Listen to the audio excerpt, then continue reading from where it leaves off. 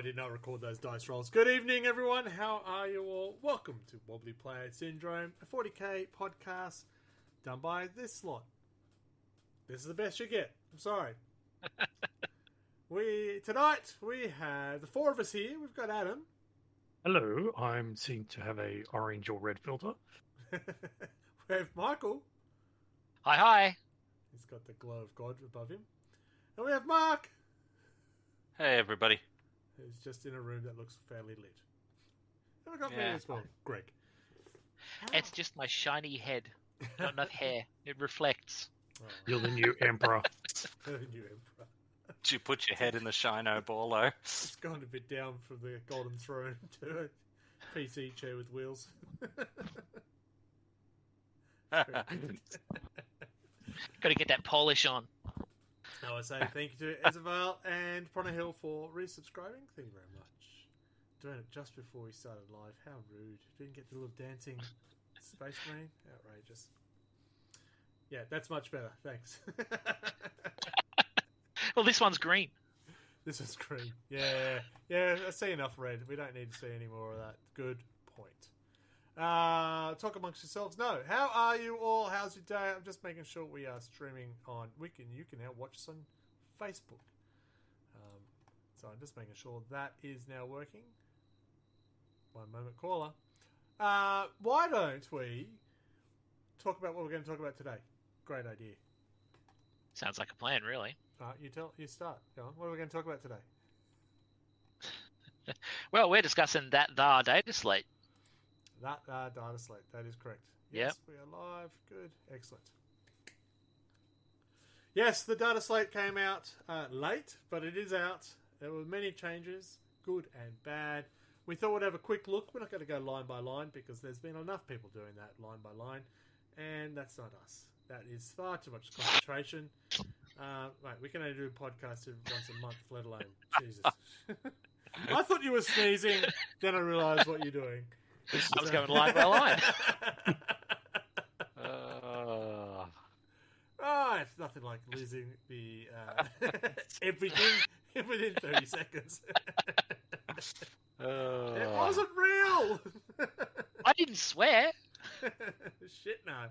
All right, so we're going to have a look. We've got our own little investments of what we think, of course, and we'll get to that at the second half of the podcast. But first, hang on, take a whiz. It's not true. It's just what the line is. The quote. First, we'll take the new releases look. Dun dun dun. By our radio Mike, who's back. Thank God, because last month I am back like scoliosis. So I guess the real big one is the Old World came out. Mine even showed up today, finally, which is amazing. I'm going to get distracted so hard. So yeah, we had like the rule book, and we had good guys and bad guys, army books, movement trays, shit tons of old models. Fair to say you were so excited about it coming on, and you couldn't wait that you decided to build your own armor. Well, that was unrelated. If anything, I'm not sure whether I would count as a Norskin or a fucking Empire Free Company with the armor I made. But, yeah, like, fucking all the old Tomb King stuff is back, like the Tomb Guard, the Stalkers, the Necrosphinx, etc., all that stuff. Tomb Swarms, which is cool, because I get to, like, buy all of the stuff that I didn't have from the old range without having to buy it off eBay for $1 billion. Yeah. And all the old Bretonian stuff has come back as well. There was a made to order. I'm not going to list all of this stuff. There's so much old world stuff that came out. Look, to be fair, it will go down like Age of Sigmar stuff does for us. Yeah. Yeah. I'm excited about it because I've wanted to make a Bretonian army in forever. And I actually started building a Tomb King's army like 2 years ago, and then just got distracted. So I'm actually really keen to get both of these things and build them. Yeah. I just have so many Dark Angels to build, so I'm trying to figure out how to do both. So yeah, all that shit came out. A bunch of they made to ordered like all of the old characters for both of those factions, which is kind of cool. That's a strange one where it was made to order in metal. Yeah, no, a lot of them are, man. The most notable one is that the Bretonnian Lord on Foot, I think it was, that they're bringing out. I don't think he was in that first one because he's not really a made-to-order because he was an unreleased model from the early 2000s. He was going to be a Games Day model, and they never released him. And they were like, oh, hey, model room, have you still got the molds for that? And they were like, oh, yeah, we still got that. So they're releasing it now, which is kind of cool. The guy who meant to do that was fired that day. Or they've gone, yeah. Or they've gone, hey boss, I've just done a stock take. We've got 10,000 of these old models. What do you want to do? No, we don't. We've got a made-to-order opportunity. Well, the claim was they literally never made the production molds. They just had the master sitting in the mold room. Very convenient. Apparently, they keep old molds forever, man. All that stuff came out. A bunch of it's in metal, some of it's in resin, some of it's in plastic. Yeah. Sorry. On the face of it, it seems to be paying off. Yeah, I'm gonna fucking buy that cunt. So another thing for me to drool over, we got Deathwing Assault, which came out. All this shit. Deathwing Assault, which is cool. I now have so many more Terminators to build. Yeah, it's good to see a Chaos box get released. Or a Demon's box. The new Belial is cool. He doesn't have the knock knees like he used to. The new Deathwing Knights are cool. There's extra bits in there. The new Dark Angel upgrade sprues that are in the box are pretty good because they have shoulder pads for all the different types. Like there are Reaver shoulder pads, there are heavy intercessor shoulder pads, there are normal intercessor shoulder pads, there are aggressor shoulder pads, and there are Terminator shoulder pads. I've got shoulder pads for everybody. Shoulder pads for fucking days. And heads and helmets and all kinds of stuff. It's a really good accessory sprue. Nice. Thank you for the like that just came through. I missed it because I've put a big picture over the top of it. So, oh no, I heard the sound. There was a bunch of Adeptus Titanicus stuff that just got announced. Not Titanicus. That was Legions Imperialis. Yeah. I was about to say, is Titanicus still around? Yeah. Titanicus. I think Titanicus and Aeronautica have been folded into Imperialis. Yeah, you can use them into the new one, yes. Yeah. That's my understanding. Except if you bought all the Tau stuff and the Xenos stuff.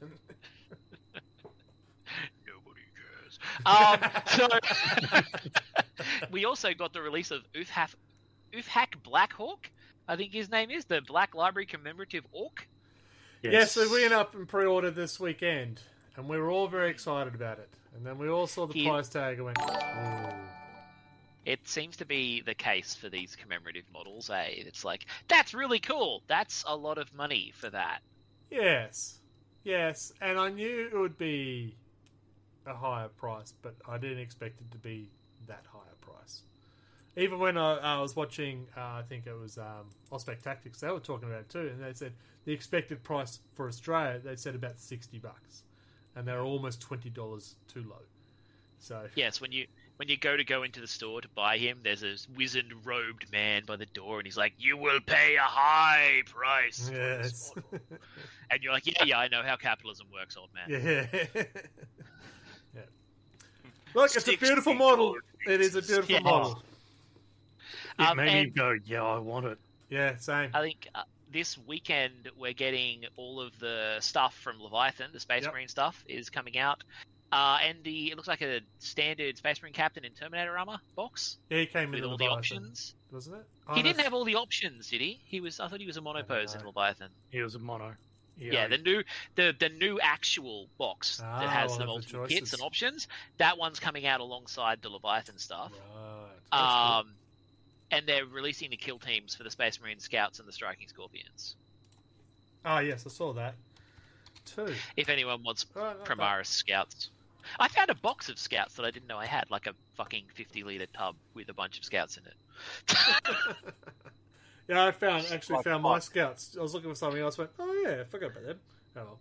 Yeah, I just found like a box full of unopened Space Marine boxes that I forgot I had. I find that surprising in your house. Yeah, I never would have ever guessed that. I know. Look at the shock on our faces. It was way down the back of the shed. It's like there was stuff in there that I bought in like 2013. Yeah, it was more than 24 inches away. That's why you couldn't see him. Yes, it was out of range. I lacked Overwatch. And then there was, a bunch of Legion Imperialis stuff. But yeah, I think that's all. I think you covered it all. I do want to highlight that, yes, if you are watching the stream, you can see some pictures going off in the corner over there. It is still time. You still have time to vote for the best painted for 2023. Yes, I know we're in 2024, but they were painted last year. Calm down. If you do want it, the link is... You can go to our Facebook page and you'll find the link there. Otherwise, I've just posted up on the chat there. You can put in ! best and find that. 1 week to go. Voting does close Sunday the... what's that, 18? That sounds right. Yes, that would be next Sunday, I believe. Yeah. All right, so you got till then. Just make sure you vote for Angron, because you don't want Angron to put the butcher's nail in you. Maybe by then I will finish the lion. Well, by the end of this year, maybe. He was supposed to be in this one, but he didn't get finished. No, it's surprising how little I thought I got done in certain categories. I thought I did that. I did. So Scarbrand. I may finish Scarbrand this year. I finally finished Mort last year and didn't even put him in. Yeah, I got like so much BattleTech and so much terrain painted last year, but fuck all models. I probably should have submitted my Tyrannofex, but... You should have. It's too late now. Well, you could enter it, but no one's going to vote for you.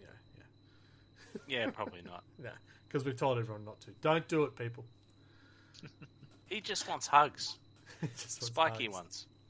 Big spiky hugs. So yeah, look, the voting does finish the 18th of February. Get in there, get involved. Tell us what you think in a polite, constructive manner by just hitting a button. And then we will now talk about our hobby progress. Look at that segue. It's not a segue when you say it, though, right? Adam, talk us about some stuff, please. I'll wait for this. I'll wait 10 seconds. It's a lot of yellow.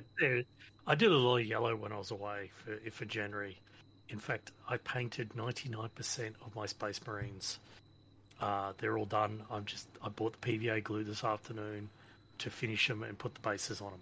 Oh man, until you said bases, I was like, what the fuck? So was I. I thought for a minute you were assembling them with PVA, and I was going to come around to your house and slap you. I thought, is he doesn't doing everyone do PVA glue? I was just waiting for pictures. So it's good. We're all on the same page there. What the hell is he on? And this is where the pictures come up, and you haven't vetted them, and you're like, just like, what on earth have you given me? I have not got to the end of my yellow streak. I've still got all my Imperial Knights, which I've got to paint.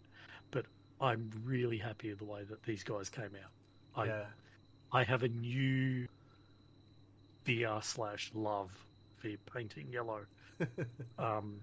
They look good from a distance. Don't go too close to them. But they do look quite good from a distance, all yellow together. And they will look good with a white base, rock base. Yeah, I do love some yellow, but it's a pain in the ass. Yes, it is. Looks very clean. It is very unforgiving. But it was enjoyable to sit down and paint. I don't know how many points that was on that table there, but that was a fair few. Right. In like 16 days. Yeah, well, apparently we didn't show off the models we painted last episode. We showed off the things we painted over the last year. So, yeah. So, my stuff. I had that challenge of painting a lot of salamanders before Christmas. Well, actually before... It wasn't before Christmas. It was before the Christmas battle, which was played late January. Don't say anything. I can't count. Leave me alone. So I got a lot of green done. I did it last year. Painted so much green. I was so sick of green. I've done it again. I don't want to paint anything green. But I did get a lot done. You keep saying that. And, I know. And then you keep painting stuff blue and then yellow. Well, I've got... Yes. Yes. Very good. Well done. So you're going to start a Cadian army, is what you're telling me. Oh, fuck no. Cadian blew up. Get over it. Are they still getting them? Yeah, I know. So yeah, there's a lot of salamanders. That was the challenge. So I got a lot of units done. I'm very happy. Look, I really enjoy the bright green that come out. I finished a unit of Thousand Sun rubrics, and I got to paint a red marine. That was exciting. There's a tech marine in there. The gun. Yeah, Him. yeah. It's a tech marine who mans it. So I went, oh, okay, red. Yeah, I've done that before, I'm sure. No, I have no red army. It's good. It reminds me of Red Guy. The red guy, yeah. I've got one. The only red ultramarine. That is. Sorry? It's always the good thing about like apothecaries and librarians and tech marines. It lets you paint a different color for a change. Correct, yes. And then I see some And people who chaplains. do, like, it's a salamander librarian, so they paint it green with a blue shot. I went, no, I want to do something different. Anyway, this is Anthony's stuff. He's working on a new army, new year, new army, Sisters of Battle. And they are looking pretty damn good. He should be here to tell us all about it, but he's not, so let's move on. Screw him. So, ready, He's got Mike? I think he almost had 2,000 points or something like that, wasn't it? I think he's up to 600 painted, 900 in total. Okay. Yeah, a lot of my recent hobby progress has been like trying to build a bunch of the stuff that I've had laying around, and trying to get this bloody unit of Chthonian berserks painted, and getting massively distracted by other hobbies. Like building proper armor. Yeah, like building actual armor, sewing several sets of clothes. You know how it goes. So I just want to know, let you know that Anthony is watching, and he just let me know how he felt about my comment. So while I haven't been painting a lot of blue, I have been sewing a lot of blue. Yeah, because that's how it works. Yeah. Very good. So it's a big year, another year of hobby. We're all excited. I think Anthony's the one who said he's going to be doing a new army. I don't think anyone else has volunteered to do a new army this year, have they? You've I've Dark got a Angels bunch of to- stuff laying around, but I want to try and get the Dark Angels. Like, I've got a freaking bunch of sisters from the magazine and AdMech, but I really want to build these Dark Angels. Yeah. And actually paint them. Actually get along with the fucking, what do you call it? War on Grey Plastic that I've got set up. I don't even know where my pile of shame is. I know it's in this pile of stuff behind me If you can't somewhere. see it, it's not big enough. Right?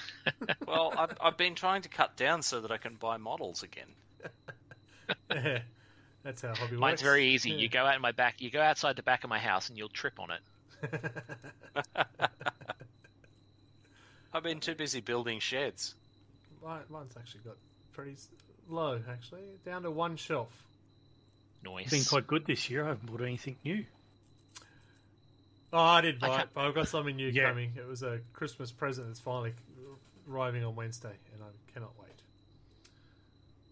Up until Deathwing Assault came out, I could have said that about my Dark Angels this Yeah. year, but not in general because of the old world. Alright, let's move on to battle reports. Now, the great thing about Anthony not being here, and I can say whatever I want, and he can't do anything about it, one of the battle reports is me versus him.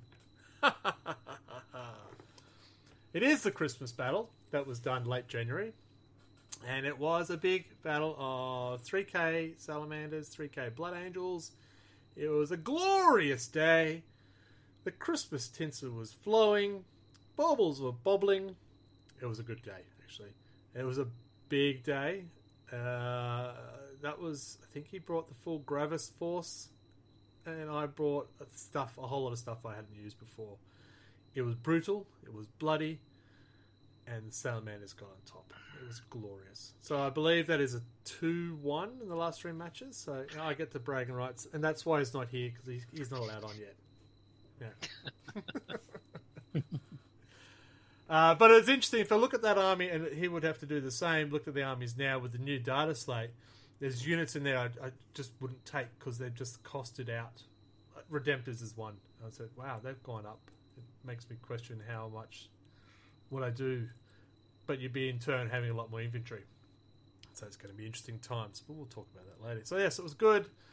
We did telecast that one, so if you missed it, it is coming on YouTube in a couple of weeks, so you can watch it then. You're excited. At least pretend. Battle 2. Oh, look at that. It's Anthony's Custodes again. And this time he's taking on Chris's Death Watch. So Chris, if you're familiar with the podcast, is a big Aeldari player. Yes, one of those. We still leave him in the group. It's fine.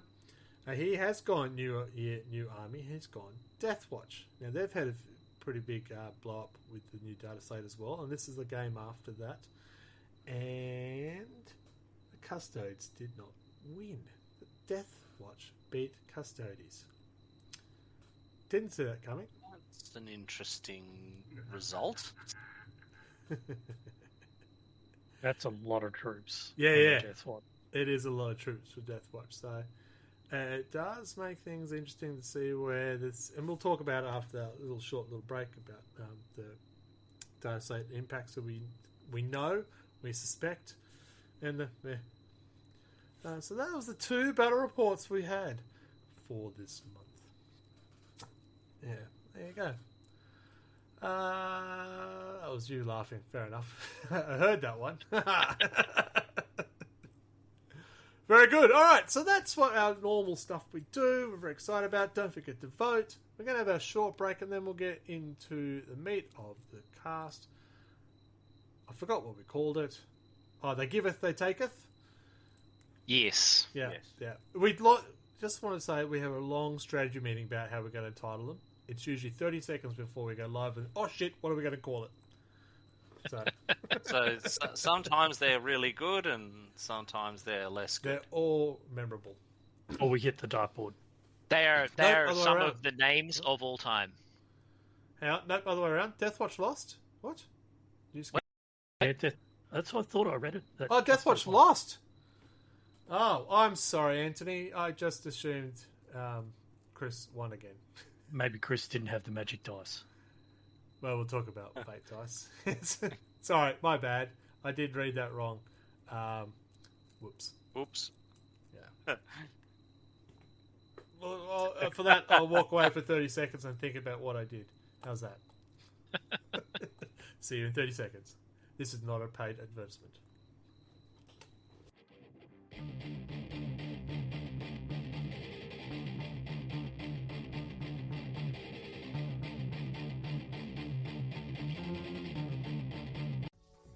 We are Rollers, and we have the games for you. Be it board games, card games, dice games, or party games. You name it, and we have it. Find us online at rollersboardgames.com and follow us on Facebook and Instagram at rollersboardgames.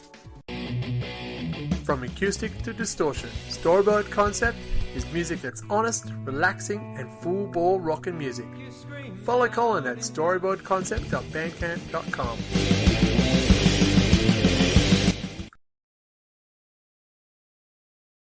Alright, Well, credit where credit's due.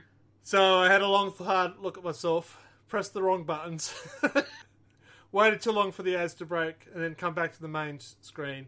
So I feel really guilty what I said clearly. Whoops. But we're back. Welcome back, everyone. Back.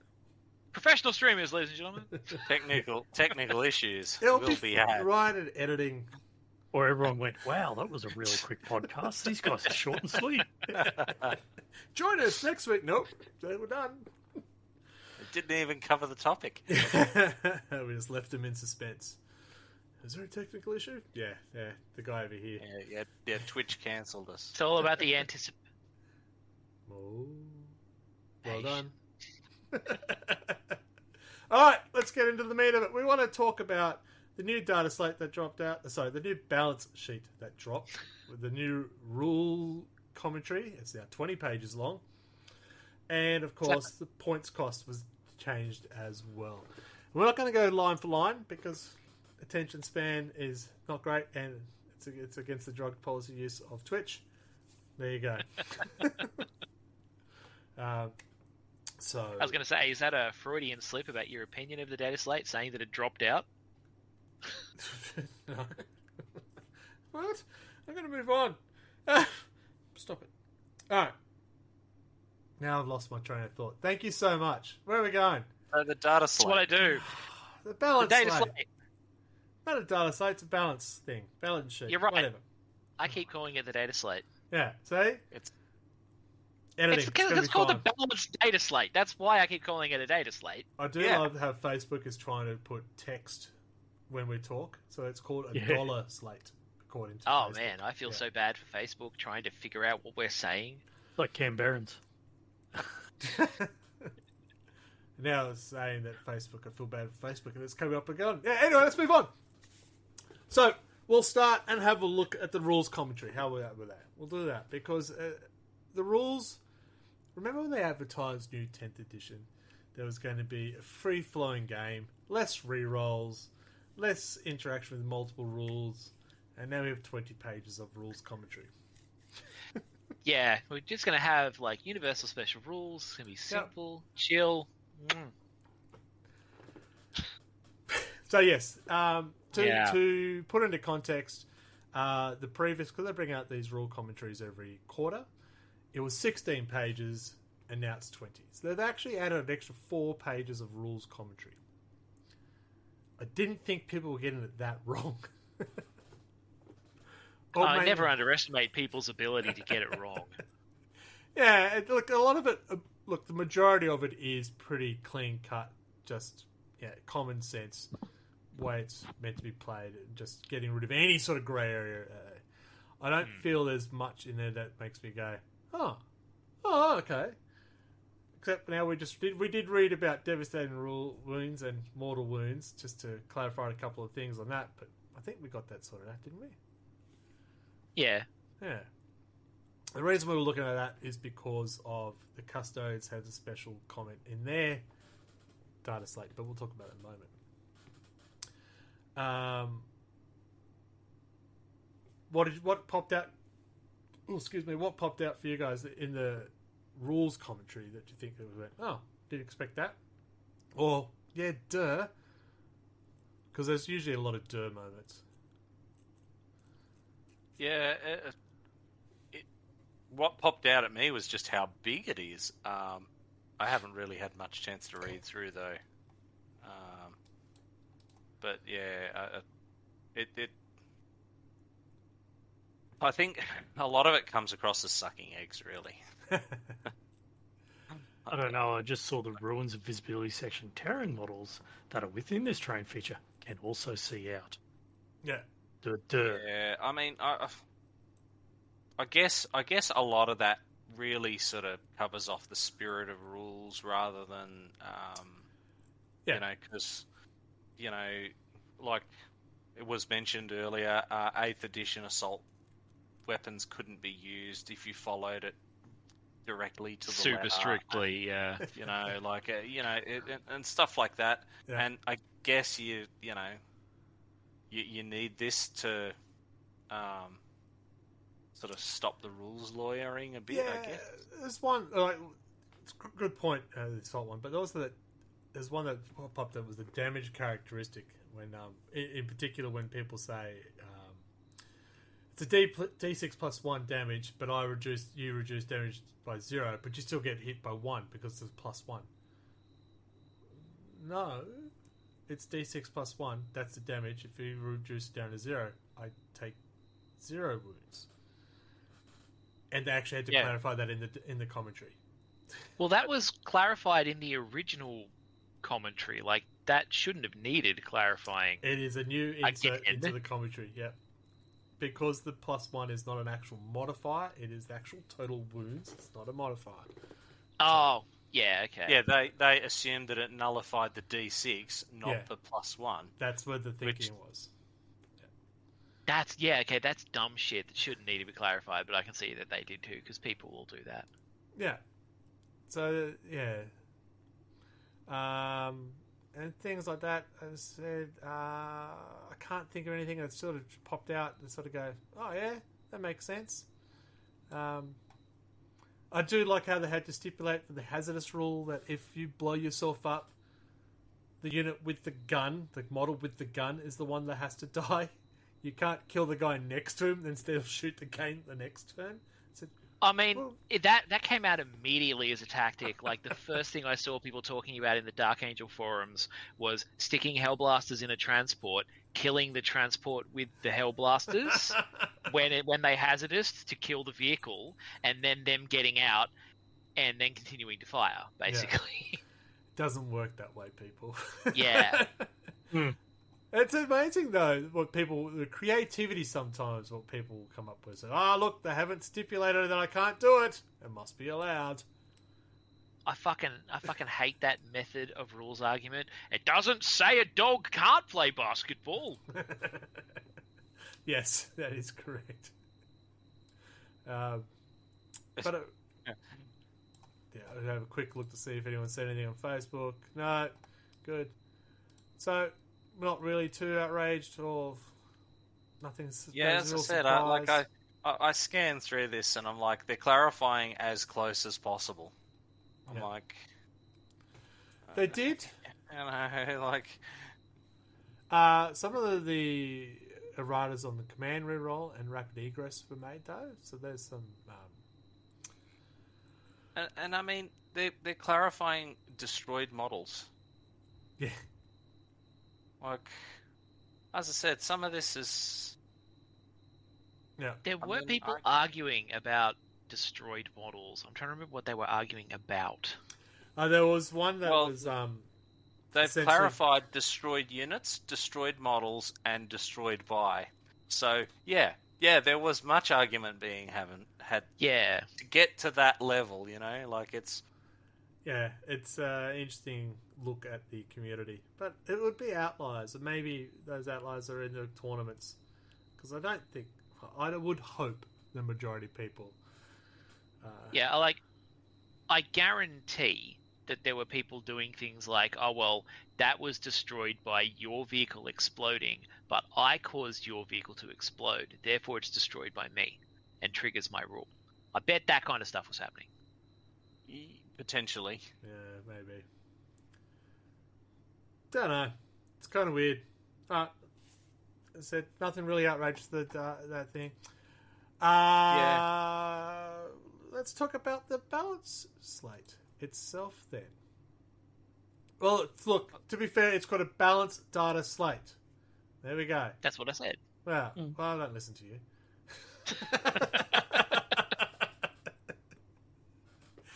So, what I really enjoyed with the new version of these bringing out, as I said, every quarter, they've actually put down very clearly what has changed this quarter. So normally, only if you're not colorblind. Only if you're not colorblind. No, they got a symbol, a little plus symbol on the data slate, and the points has got a little arrow up and down. So they're actually giving you an idea of what is actually new. Thank you. We appreciate it. We're simple people. Well, it is very handy. Yes. So where do you want to start with the balanced data slate? Well, the big one, I guess. I think they've messed with the devastating wounds yet again. And they've gone back to being mortal wounds, basically. But they're not, they don't carry over like mortal wounds. That's the big difference. That's the difference still. Yeah. And then immediately on the following page, oh yeah, by the way, Feel No Pain for Custodes works on those devastating wounds as well. So, but Feel No Pain works on. So the anyway. Yeah. Oh well, it's because they had a special rule where they got Feel No Pain, but only against mortals. So they clarified this also applies to devastating wounds. So it's a clarification, because if you look up devastating wounds, it says see mortal wounds. Yeah, it's fun. It's why we have 20 pages of commentary. Yeah, I mean, that one would have come in because when they originally gave them that rule, the rules for devastating wounds said these are mortal wounds. Yes. And then they changed that to say these are wounds that you do not get saves to, which are different from mortal wounds. That makes sense. They're legally distinct mortal wounds. Yes. That makes sense. Insane Bravery had a change? Yeah. Yeah, so once per battle. That was a big one. I saw when they changed it to you have to do before rolling. That makes sense, and but once per battle. That's a big one. You can only be insanely brave once. But saying that, I don't ever use the stratagem. Well, Yeah, I often find that it doesn't come up. Yeah. I guess in a clinch moment that you need to hold that objective. Yeah. That would be it. But yeah. Alright. Let's move on to the factions. Some factions didn't get a look in at all. Admech, you can't win a fight, but you don't get any help either. Good luck to you. and nothing for Nids. Nothing for Nids, but their book's still fairly new, so Nothing for Clip-Clops. and the Nids haven't been performing poorly. So, context. So,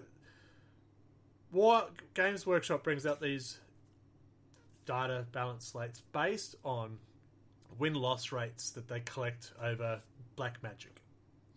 We think it's tournaments, but it's Black Magic. We have seen for a long time Aeldari way on top, and other factions not on top. Recently, the Grand Tournament's results have been quite mixed, which has been really good to see. Aeldari is still a very big winning side, so things have changed to try and balance it out. Now, Warhammer will never be a balanced game. Just point that out. It's just you're just not going to have a balanced game unless every unit is exactly the same. Nothing's going to be balanced. So how do they address this? Glad you asked. Someone else is going to talk now because I'm excited. No, all right. Let's start with Aeldari. Biggest move they did with Aeldari: halved their fate dice. Because fuck fate dice. Oh my god, fate dice. Now I need to just go back to Facebook because I've got to just watch Chris's comments. Yeah, halving Aeldari dice. The fate dice. Now the fate dice, if you've never played Aeldari, well done. They are dice, I think 12 dice they start with. That they can 12, yeah. They can replace, they roll them at the start, as many as whatever numbers they come up, they put them aside, they can use them to replace a roll during the game. So if they roll a lot of 6s, you're on a winner. Alright. That was 12, now it's 6. Huge difference. Is it enough? I don't know. No. I like the sound of the rule. It's very fluffy. It is very Aeldari, Yeah. but also so exploitable. Yes. And the not the flip side, and the repercussion of this rule is they now have a unit which is almost a must-have for every battle. And that's Uhdred, know what his name? Uthrain? Eldrad. He's the one. He's the one that gives extra fate dice. Gets you extra 3. Yeah. So if you're a player that's used to, sorry, just reading some of the comments. If you're a player who depended on those fate dice, he's going to be a must-have in your army every time. I think he pretty much was anyway. But I don't like when they make things that there's a unit that is a must-have to play that game. That's a personal opinion. And I'm very personal. Give me you. So I just got distracted by Tinus the Travellers, who hated the wobbly model rule in 8. And it's a great title for the stream. Yes. I'm glad you understood it, because we did have a point at one stage, someone in the group just didn't get it. So, yeah. Having the fate dice only made Archon model a requirement now. The Eldrad adding an extra 3 dice. So yeah, they only lost 3. So did they increase the price of that guy? Oh, that would be peak GW. Yeah. You got to have him. He's now twice the points. That would be beautiful. Yeah. I'm not against that. 600 points. Like when they went, we've made this unit elite now, so we've changed the price of the box of them to match other elite units. Yeah. Fuck off. And you need 6 of them, so we're going to give you 3 each in each box. Yeah. But we're only going to give you 1 of that weapon type. But you need 6 of them to make it good. Oh, my favourite one was Skeleton Warriors, back when you needed to run them in units of at least 40, and they sold them in boxes of 10. That was fun. Yeah. I remember the Grots came in like boxes of 7. I mean, what are you meant to do with 7? It's not 10, that's not 20. Mm-hmm. Yeah. So crazy. Yeah, but, yeah, money. So, overlapping with the points a bit, No, Eldrad did not go increase in points. In fact, their points, they had 2 units only that increased. The rest stayed the same. Okay. Less fate dice, no real price point changes. Yeah, just Wraith Guards and Night Spinners. Yeah. So I do wonder if that's going to be enough to change that winning percentage. I think if people are out there who rely on those fate dice, going to have a bit of a rude awakening. Unless they just go with Eldrad and then they've 9 instead of 12. Yeah, realistically, they go from 15 down to 9. I don't know if Eldrad gave. Eldrad did give extra in the old rules. I don't know if it was another 3. So you could be right. They could have gone 15 down to 9, as opposed to 12 down. Which to 6. which is a substantial reduction in fate dice bullshit. Yeah. All right, GW's just going to sell dice packs of 9 now. Good times. But they will cost the same as the old packs. They cost the same as the 15 pack. Yeah. That was. But 20. these are fate dice. Yes. But these are for World Eaters. Yeah, so I think I was very intrigued to see how Aeldari is going to be reined in. I don't know if that's going to be enough. I haven't had a chance to play Aeldari. Yes, I was hoping Chris, our resident Aeldari player, might have had some comments, but I think he's recently been playing Deathwatch, so that's not going to help us either. Good one, Chris. I wouldn't be surprised if they're just trying to not overtune it the other way. Yeah. Like, they don't want to just completely fucking break their backs. But, like, it's a pretty big change, halving the key ability. Yeah. Yeah, I thought they would have restricted where you could use them, because it is a free-for-all what you could use them for. But they didn't. They reduced it. Be interested to see how it goes. Let's move on from Aeldari, because, I want to talk about Chaos Pact rules, because that one does affect a player who's on here now. Well, see, for me, I've just had to twinkle around my list, because I usually run with 3 battle line of Nurgles. So 2 Plague Bearers and a Nurgling. And I usually, non-battle line, I usually have Khorne Fleshhounds and the Plague Drones. So I've had to change it to go Bloodletters and drop a Plague Bearer. But I'm glad they didn't go must be non-headquarters, like headquarters is out of that. Because you can imagine if they turn around, they went, no. It's like the old rules where they've gone, if you have Bellicor, everything must align even numbers to everyone, so it's an even number. I'm so thankful that they didn't do that. Though? Have you tried to create one? Yeah, mine gives me a green tick now. Okay, cool. Because just reading the rule, it says the number of non-battle line units can't outnumber the number of battle line units. With that keyword. So the following code is the number of not so. Oh, okay. I'll trust you. So to me, headquarters. Let me just open up. If you want to have 3 Khorne non-battle line, you have to have 3 Khorne battle line. Yeah. That's the way it works, yeah? Mm-hmm. Whereas headquarters, they don't have that keyword. They don't have non-battle line. Cool. They're just chaos. That's good, because that would on. have been interesting. But remember when Bellicor came in, if you wanted to run Bellicor as the warlord, he had to have a Slaanesh, Nurgle, Tzeentch, Khorne, and then everyone, it had to be all even. You couldn't have three Slaanesh and 2 Khorne. No, that's uneven. Yeah. Thankfully, they don't do that. But, I mean, your HQs do have Khorne and stuff, don't they?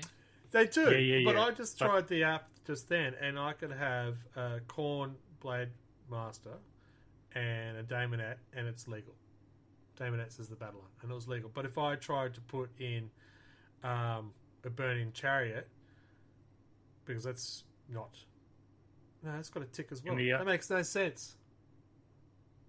Yeah, because, I mean, the way that's written, if you put a non-battle line unit in, you need at least one battle line unit of that same...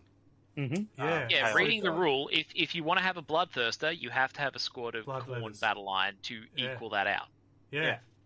That is the way it's written. Like, that's how it's written. I assume... What program are you using to do that? Would you believe the GW app? GW app. The GW app is broken? I would believe that, yeah. When did this data slate drop? A couple of weeks ago. And the app was updated the same day. It was January 2024. Allegedly.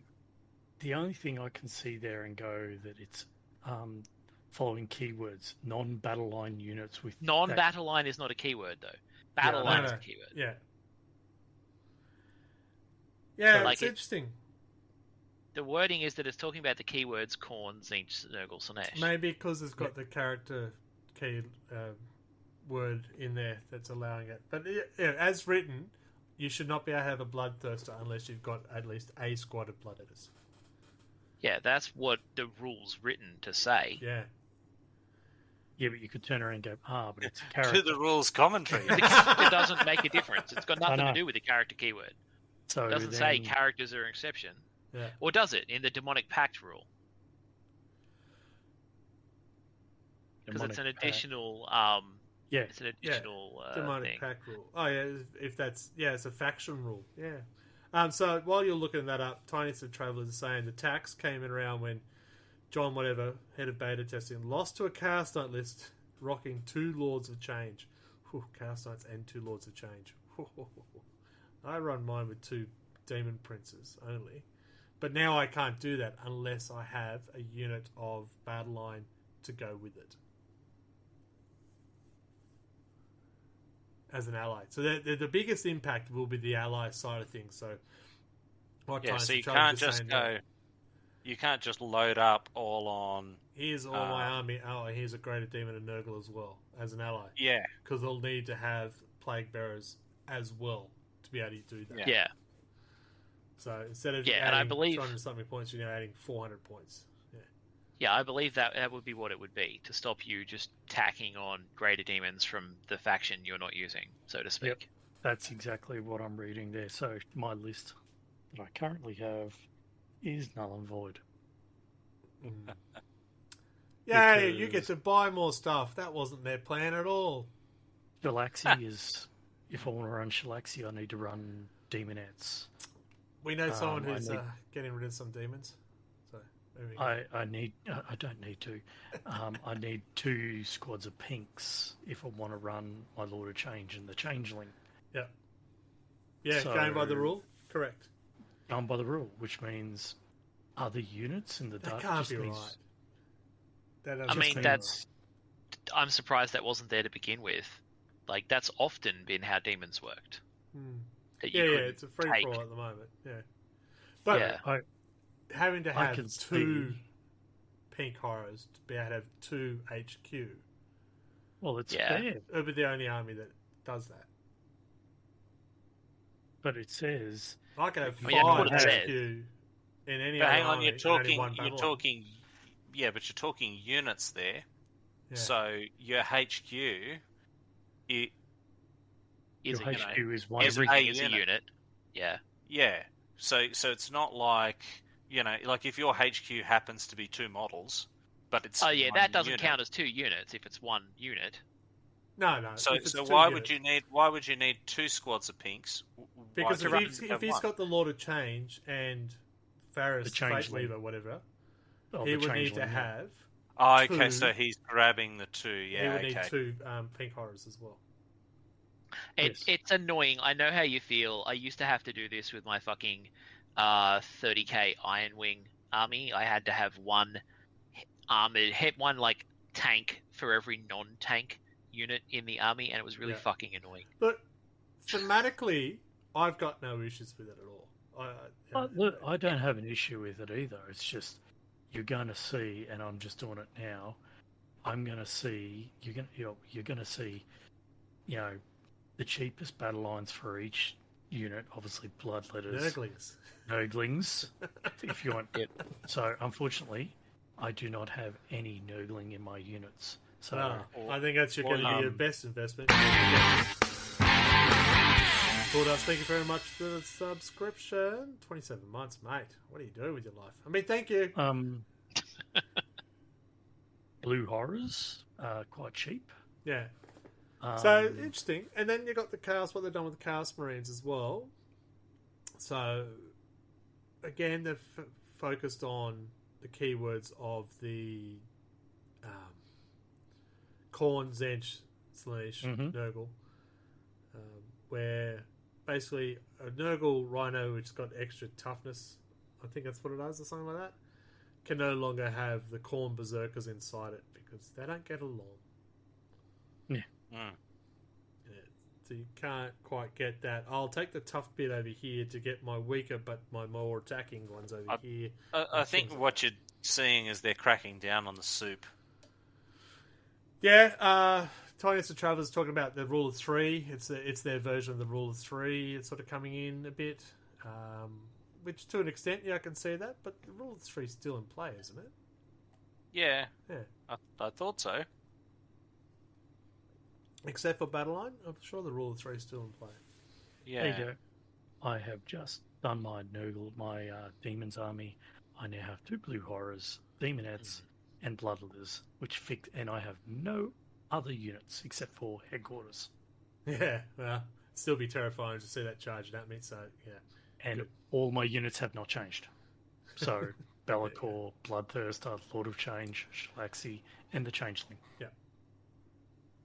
There you go. So no problem. Yeah, he's saying it's like the rule of three in that the rule of three came about because one of the game devs got fucked over in a game, and he was saying that one of the beta testing guys got railed by a Chaos Knights list using Lords of Change. No, it was the example he talked about was someone in a tourney using 9 Wazboom blaster jets.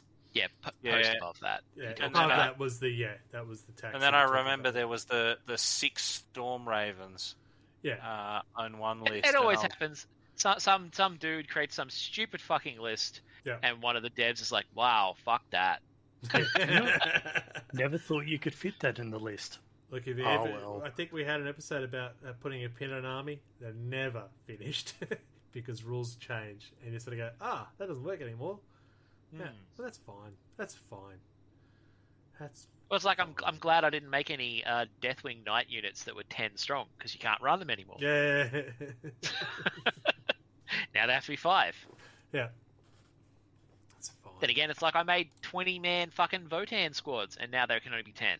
So I have to build up guys 40... to spread them out. Yeah, I made 20 squads of 20 Gene Stealers, and now I can only have like 5. True, but at least Gene Stealers don't have sergeants and heavy weapons and shit that you need to make the new squads work. Imagine that. They're just 5 running with a las cannon. 5 is not a swarm. True. It's the small I had swarm. 40 of those suckers on the table before. I was hoping Anthony would be on because I wanted to know if the Blood Angels Red Thirst Detachment rule did anything to help out, if he's happy, indifferent. It looks like it's a good thing because it's helping with the melee, which is what they're meant to be doing. +2 to the strength and an extra attack. I thought that was like their old rule. That's if they charged or got charged. Yeah. Yeah. If they charge, yeah. So I'm not sure. And the rest, I haven't looked that closely. Previously, they got 1 to their strength and attacks. Now it's 2 to their strength and 1 to their attacks. There was a Death Guard unit. One of the changes there, they've changed the way the grenades work for the Biologist Putrefier. I think there's a lot of competitive armies that always had him as an auto include. I think he's now become a why bother to include because it can only be used once per battle, and it's only him who gets that ability, not a unit that he's attached to. So he's been downgraded quite heavily. I'm just looking at armies that I play and see how it affects me, and if I have to cry in a corner. So far, no. In fact, if everyone's been following me for a while, they'll know what I feel about my Drukhari army. I got one. I don't like it. They always lose. They've been retired. Guess what? They're coming out of retirement. I got excited with the new Drukhari detachment. Yeah, great. I can have an Archon with the Incubi. I don't have any Archons. I play a Witch Cult army. But I'm excited. So that was exciting to see. Oh, there you go. Bulldust used to be +1 charge and +1 to wound for BA. There you go. Nothing to do with strength or attacks. The power from pain's been increased, so we got improved AP, which has always been an issue with Drukhari. It's just, yeah, we hit you lots, but you go, and? So now, -1 AP, yeah, now you're screwed. that sounds like a NIDS change. Well, no. No, they just got nothing. They don't deserve anything. Yeah, but... As I was saying, I was reading that off the index. They did when they changed. They gave us all AP, and it was weird. You'll have a similar... Mark my words, you'll have a similar weird feeling having AP when you haven't had any for a long time. Bulldust is saying the new rule looks good, stacks well with characters, still like to have the +1 to charge. Oh my god, just gonna be happy. You gotta win over Chris, come on. Looking at the World Eaters, I like the change to the favour to the corn enhancement. That's my magic dice. Once per battle, I can sit there and go, I really need Be'lakor back. Or Angron back. Once per battle, I can just re-roll all of them again. Yeah, okay. Oh, okay. Yeah, that's pretty good. It's not classed as a re-roll for that phase. It just goes, I haven't used this. You're resetting it, basically. Look, yeah, I've got Angron back. You know what I mean? It's... Yeah, you've got it. So nice. I think that's a good one. Yeah. Everything else seems alright. Can I talk about my Drukhari that I love, I've always loved, never hated in entire life? No. So, Aeldari's been winning everything. Drukhari have been exactly the opposite. They have been the cousin that nobody speaks of. Until now, they got... I didn't expect it. I don't think many people did, but a new Splinter Assault detachment. Which is exciting. Getting a new detachment on an index, that makes no sense. But it's just little things that just made it more exciting. So now, if they disembark from a vehicle, they get ignore cover when they shoot. And if they charge, they get lance. These little small things just suddenly makes witches very excitable. Which is good, because that's all I have. It's the dressed ones. Calm down, people. The stratagems are there. They've got 4 new stratagems where we can jump out, hit you in combat, then if the boat's still close enough, get back into the boat and go, suckers. It just... And I'm not the only excited Drukhari, because you jump on an eBay, all the Drukhari stuff have gone in pricing. So, so I'm keen for this weekend, if anyone's available, to try the new Drukhari list. I even bought some bloody... What are they called? The normal Drukhari people. Not the witches. Just warriors. Yeah, just the warriors. Raiders. Really. What are they called? Are they just called warriors? No, they're the Calabite warriors. Yeah. This is the Calabite part I couldn't remember. Cabalites, yeah. That's what I said. Shut up. Cabalites, warriors. I even bought a couple of... a squad of 10 of those at CanCon the other day. Because, well, I might use them. They got special weapons and they fit now. Nice. I was excited. All right. I'll calm down. Someone else should talk. I can make time for if you want a game and try them out. Sounds good. I'm happy to do so. Are you not hostaging Angron off me? Yeah, please take him. He takes up a lot of room, and it's very angry in this room for some reason. Just feel rage every time I'm here. Yeah. Legs Votan. You've got a Votan army. Did they have anything special? They changed their stuff, but I haven't actually used my Votan. Like, I've used them once in 10th, so I'm not actually sure what the old version of that rule was, if I'm honest. Fair enough. All right, so that's pretty much... They tweaked it a little bit. but yeah, not Yeah. heaps. I think overall the big ones were the Fate dice being halved. I think Drukhari getting a brand new detachment's a pretty big thing. And if you are using the GW app for armies, some of them will actually say detachment coming. So whether that's just advertising the books coming or other indexes might get new detachments soon, who knows? It'd be interesting. Apart from that, any other big impacts? I think the big impacts are the Chaos Demon, the Pact Rule, and the Chaos Space Marines with that soup, avoiding that soup of packs. Again, thematically, I love it. Competitive players might not, but I'm not... Okay, so... Sorry, what they have changed with the Votann one was previously you got to pick one model, that's one unit that started with judgment tokens. Now it varies based on the size of the battle. So It's not just one. Up to, if you're playing Onslaught, 6 units start like that.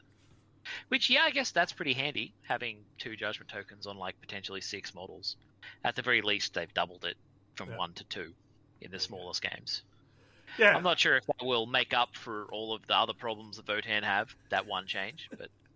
are you anywhere close to having at least 1,000-point game of Votann? Because I'd be keen to try them out. I have a lot. I actually have a lot more Votann than you'd probably think I have.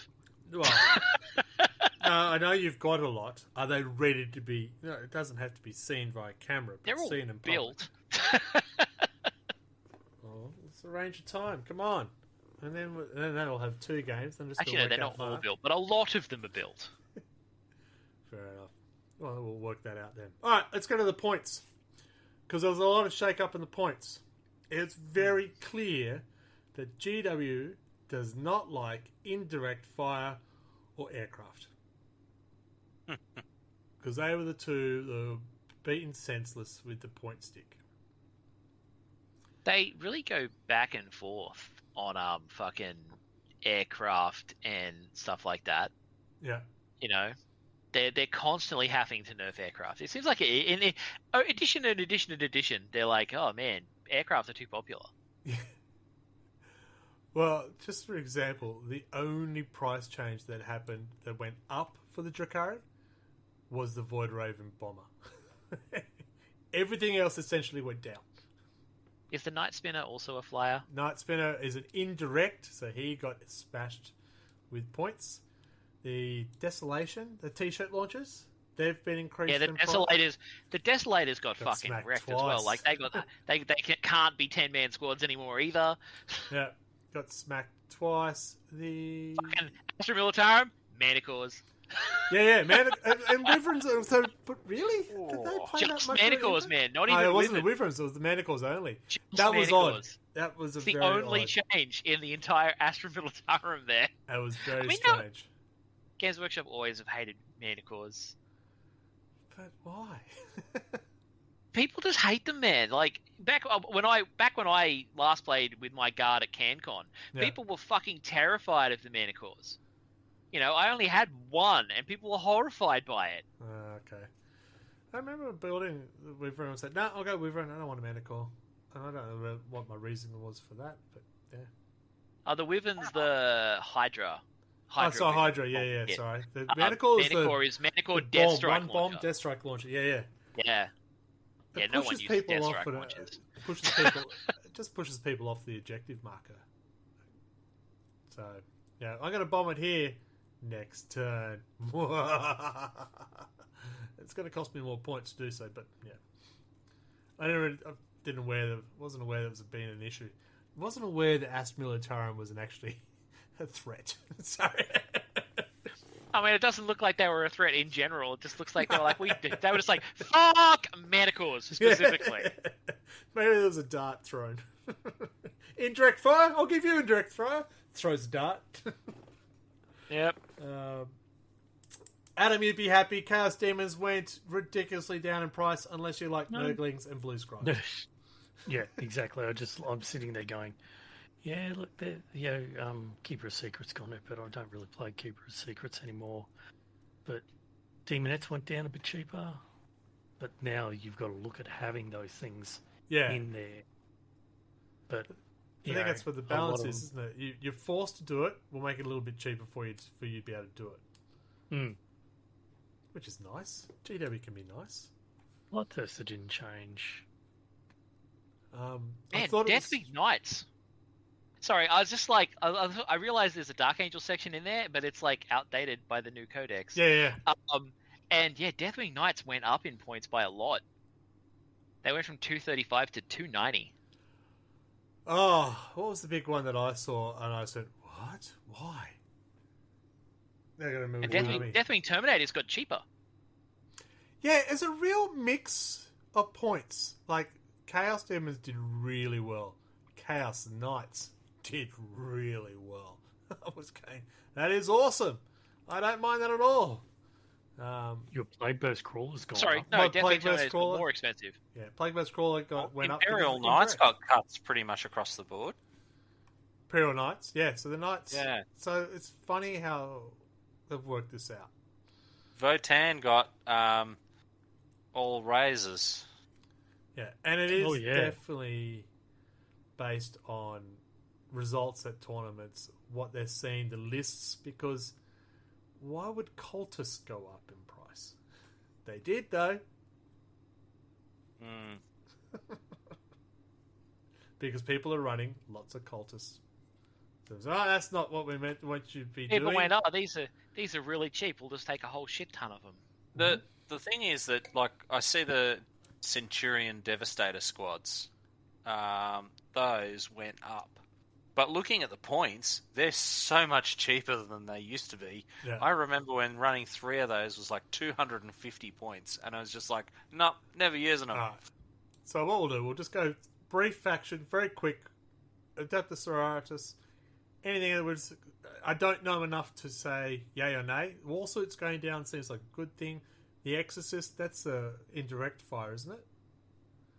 The indirect It used to be, so I wouldn't be surprised if it still is. So we know that's why that's gone up. The jetpackers have gone down in price. So not a big move there.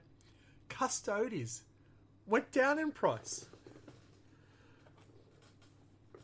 And the model quantities changed as well. So they can have squads of 5 now. Or up to 6 if you're an Aeldari custodian. So changes there. Didn't they realise they needed help there either? AdMech. Nobody loves AdMech. Not even GW. They got nothing. Yeah. Aeldari... Sorry, go on. I was just making a point about the whole indirect fire thing. Hiveguard have stayed the same. And I would have thought that they were one of the most egregious examples of indirect fire. Well, isn't that interesting? Yeah, there's been a big indirect stick smash, but they missed them. Obviously, didn't see them. Night Spinner went up, and Wraithguard. Apparently, a lot of Wraithguards running around. So now people are running Wraith Blades, much better. So, the Dark Angels, it's funny, right? Because the Balance Dataslate stuff for the Dark Angels, like half their units got cheaper. Every single unit that got cheaper went back up in the Codex. So what came out more recent? The Codex or the Dataslate? The Codex. The Codex just came out. The Codex isn't. It's not officially released yet. It's only come out in Deathwing Assault. Yeah, good point. But all of the points got reduced and then got reversed less than a month later. Funny. Probably because they gave them new rules and stuff in the Codex. They're better now. But it's just funny that every single point change got reversed. Like Giveth and Taketh away. One of the strongest Space Marine factions that has been Black Templars in tournaments. Again, I don't know the makeup of the armies, but they seem to have been hit pretty hard with the points cost, with their characters in particular going up. And then their Crusader squads. Crusaders. They're their basic fucking squad. And they've gone up. So, Blood Angels, nothing. Chaos Demons, cheap as chips! As long as they're all from the same chip factory. Unless you don't want Nurglings. Well, they've gone up by 5 points. 40 points. Yeah. If I would kill for a 40-point unit. It's because they were the cheap tax unit. Yeah. So they wanted, now that they're making them attacks, they wanted to increase their points value. And they're infiltrators, so they just sat on an objective marker and go, yeah, well, you're going to have to get me off, even though I've got 0 AC. You still got to get me off in a non-sexual way. Just a bunch of Nurglings sitting there in the shadows. You've got to get me off. Come on, this is Space not Marine, get me off. Get me off. What turns them on, I wonder? Chaos Knights. Most things went down. It was ridiculous. Only one model went up in price. And I thought, out of all the models that should have gone up in price, the Brigand? Really? Okay, sure. But it did. Chaos Marines. Is the Brigand the Helverin? Like the two guns guy? The two guns guy, yeah. Not the big autocannon guy. The Melter and the... I'm okay with these points changes on those. I remember getting stuffed by obliterators. Yeah, obliterators going up. Yeah, they've only gone up by about 20 points, I think. But some of them are like... It's the cultist ones that throw me. Like the Cursed Cultists and the Dark Commune went up. They're almost the same points as Crisis suits in Honey Tower. Yeah, so I don't know. The Lord of Skulls has gone down, so I want to see that on the table more often. But the Cursed Cultists, they're like the big mini possessed, aren't they? The Cursed Cultists. Oh, yeah, they are too. They're not normal cultists. They're warped and stuff like that. Yeah, okay. They're I guess the regular one's just the cultist mob. And they're still cheap. No, fair enough. Fine. Yeah, those are the big fuckboys.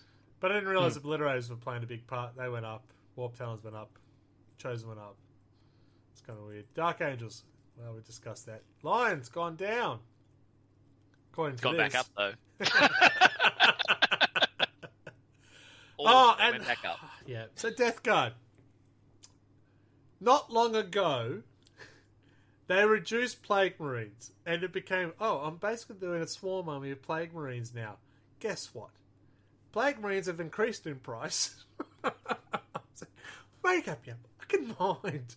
Your bullet train's gone down. And the Plague Burst Crawler. Yeah, indirect fire. So yeah, I don't think you'll see many of the three in an army anymore. But the bloat drones came down. Yeah. And I think that's fine. I use the spitters, and they're not as devastating as they were in 9th. With the Dark Angels, one thing that's absolutely turbo pissed people off is Deathwing command squads aren't in the new codex. And Deathwing units can't have Assault Terminators in them anymore. Oh. People are super mad about those two changes.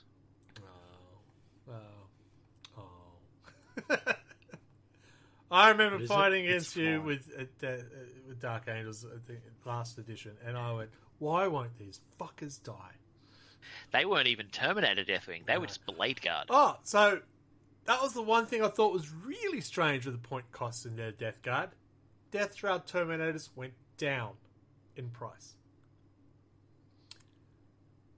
That's weird. And Typhus. And Typhus went down as well, and he's pretty much in any competitive list I see. Typhus is a shitload of poxwalkers. My son never leaves home without him. Yeah, I finally took the plunge, and I have a Typhus on his way to me. But I thought the Death Shroud Terminators, I said, really? But they kick ass. I think it's because they're melee only, really. They have maybe a small flamer at strength 3, but I think I was surprised to see them come down. These are the ones with just the man-eater sides. They don't actually have any guns. It's interesting. Lord of Virulence went down. Again, he used to be one, don't leave home without him. Deathwatch, nothing. Drukhari. Some good prices. Except if you want a flyer. A bunch of stuff got cheaper, except the flyer. Except the flyer. Yep. Which is awesome. Here's an interesting one. Deathwatch got no change. No. They're pretty strong, I think. Well, I don't know. I got it mixed up, so I don't know what Deathwatch do. And Gene Stealer cults got cheaper Gene Stealers. Yeah, they did. The pure ones, yes. The pure ones get it cheaper. Grey They Knights do all the special ammo stuff, like Stern yeah. Oh yeah, the flamer shotguns. Fucking Yeah. yeah. Grey Knights, 1 unit went up in price. Imperial Knights, big price drop. Oh yeah, It's awesome. Leagues of Votan, you got expensive. Yeah, I don't know why. Yeah, this is it. So where are they on the winning table? I didn't think. I think it's because Thunderkin and Hearthguard and Sagittars were the auto includes. Yeah, So they probably made them more expensive because everyone uses them. yeah. Try and encourage other things to come across. Necrons, nothing. Yeah. Orcs. Wow. Clearly, we knew what was being played in those orc lists: Knobs, Gwighog Boys, and Trucks, because they all went up. Yep. Pretty much everything else did not. All went down. So, which is funny because I saw that the scrap jet's gone down. I remember the big issue of everyone using too many scrap jets, which was Tiniest of Travels was mentioning before. The spam certain vehicles and stuff like that. The Boomdacker, Snazwagon. So the Snazwagon, the Killer Rig, the scrap jet, well, they all went down now. But you still can't take like You 9. can't take 9. You can still only up to 3, but it's cheaper for you to do so. Morkonaut's now cheaper there for you too, Adam. So I find there's a sort of a theme with all the bigger guys have come down in price, which is great. More big guys on the field, it's fantastic, right? all things to be shot off in the first turn.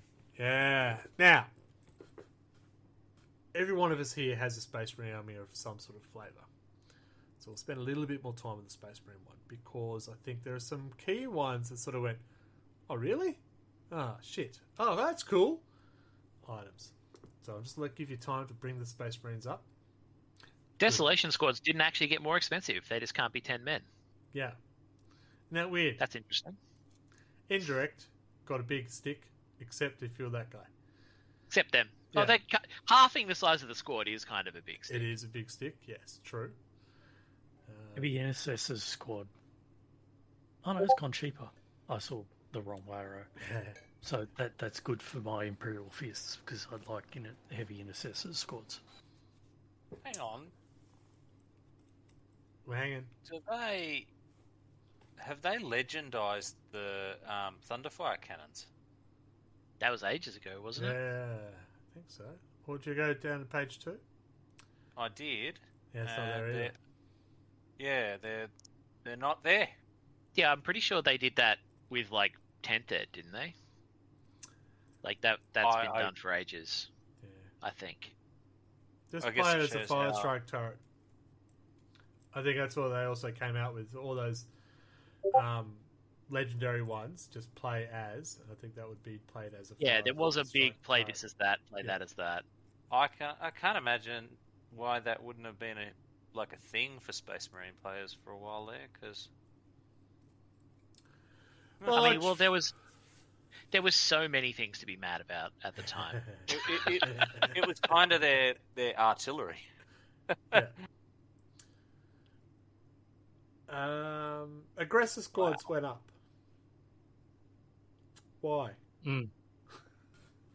That's Yeah, a that genuine one's a weird question. one. It's a genuine question. Why?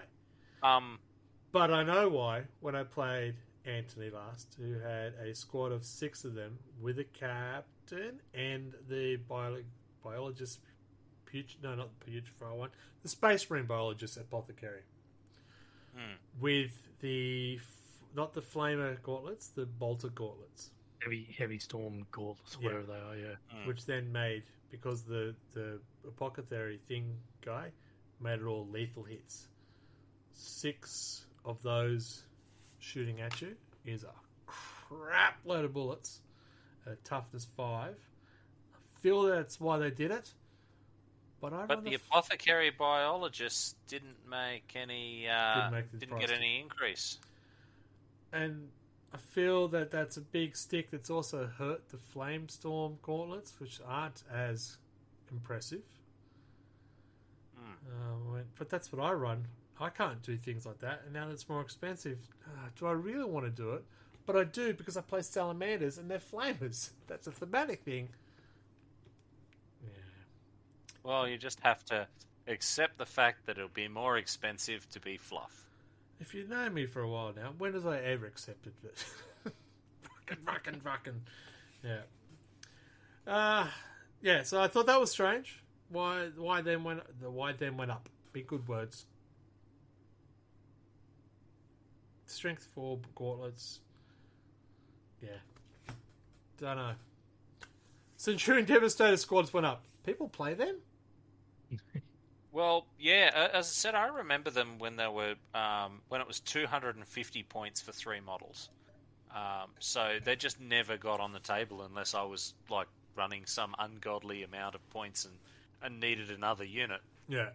At 185, I'd almost put them down. They were great. And except the squads, I'm not surprised at that because I think any competitive squad of Marines will have at least a unit of those, so the deep strike cause them issues, then fuck off again. So that's no surprise. What else went up? Redemptor Dreadnought went up. It significantly went up. Like a large increase. I think it was about 30 points. I think that's probably a good thing because people were going pretty nuts on the Redemptors there for a while. Don't forget, it's got the missile pods on top. Yeah. Were they that much of an issue though? I was hearing lists just max out as many as you can. Oh, you can do almost a full army of just Dreadnought types now because there are so many different Dreadnought types. But the Redemptor was the only one that went up. Yeah. Well, I mean, the Redemptors definitely hit very hard. Yeah. So I found it. The Thunderfires were in the original 10th index, and they went out when the Codex came in. All right. And the Scout squads. We were talking about Scouts. Everybody loves Scouts. We found a box of Scouts. It's fantastic. I think a lot of people are running them, and now they're more expensive. So again, it's another looking at what has been run at tournaments. How do we stop that? I think I do remember reading something that was saying they're trying to get a variety of lists turning up to tournaments. So it's not the same. 3 Redemptors, 3 Scout squads. They tend not to like cookie cutter lists where everyone's running the same thing. Yeah, and I think GW probably wants people to buy the new, Primaris Scouts as opposed to dusting off their old ones from. Well, those are the new normal scouts. Yeah, they're the normal Scouts. That's what to say. It's interesting. Yeah. In like the month where they released the new box to then nerf that box. Yeah. Okay. Yeah. So it's a bit strange. Well, I'm not surprised because, as I said, I think everyone competitive was running at least a Scout squad for all the special abilities that could be run through. But then you look at the units that aren't being used. Apparently people didn't use assault intercessors. I'll tell you a secret. I run 3 units of them in every game. I do enjoy assault intercessors. They're cool. Yeah. I just think they're neat. Well, now they're cheaper, so that my 3 units are looking even better. So I'm very happy. Heavy intercessors went down. I guess it's because I've been playing against Anthony, who's been running Gravis forces. I said, "Oh, really? Why?" He runs them. But he runs it because he's doing a thematic Gravis army. Furnace squads, which are now finally going to be available for pre-order, they're also going down in price. So unless you bought the Leviathan box or bought something off some dodgy site somewhere, yes, I have squad of 10. Shut up. You wouldn't have had them. But there you go. Intercessors, normal intercessors. Again, battle line. Try and increase that battle line. You need to run battle lines, don't be a specialist force. Which, okay. That's fine. And good old Outriders. I still don't think that price point is enough for me to field them. Thoughts on Outriders? The bikes? I mean, mine are Raven Wing, so... Yeah, well, you don't count. Jesus. I feel like they want us to... I was going to say, apparently they want us to stop running whirlwinds. Yet again, indirect fire, but I haven't seen a whirlwind on the table in a long time. Yeah. No. Oh, Oh, it's got to be like 10 years since I saw I someone want you to bring run one of those. Gilliman. Yeah, Gilliman wants to be run. He's dropped in price. Get him to down throw missiles to indirectly. 350. But yeah, again, indirect fire, whirlwind, increase it. But desolation squads, they got nerfed by half of squad. But yes, and I thought Stern Guard veteran squads. I thought that was a pretty popular squad for people to run. Am I not thinking of the right squad? They were. I thought they were being legendized because they've basically been. No, eaten they've been by- replaced. They've literally been replaced with a new box. The Yeah. new in the codex, the profile for Sternguard veteran squads are Primaris Sternguard. They're all Primaris now. There are no newborn. Haven't you heard? No, because they still call them like what is it, Tacticus and fucking non-Tacticus, whatever That's they're called. depending on the armor they're wearing. So the blade. No, guard it's wears it's Tacticus. Primaris. Like you look at which models have it and which ones don't. It's Primaris and Firstborn, and then Reject there's your reality. it's with power armor. If they're not wearing power armor, they don't have that divide. But if they're both wearing power armor, Okay. because like the Tacticus guys Alright. can't be in a Rhino.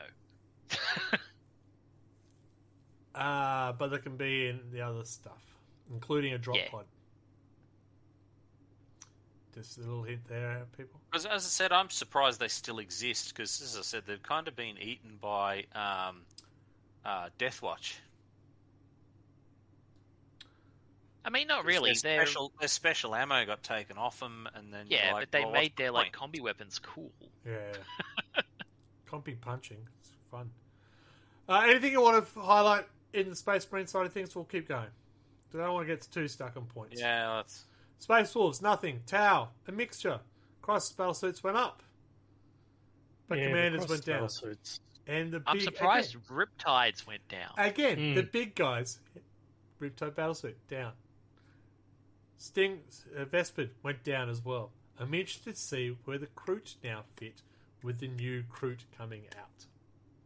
Fruit Carnival Squad hasn't And changed. yes, I have written a list of a Kroot-only army since as soon as I saw it. I thought for sure that they were just going to like let them go off into the ether. No. What, the Kroot?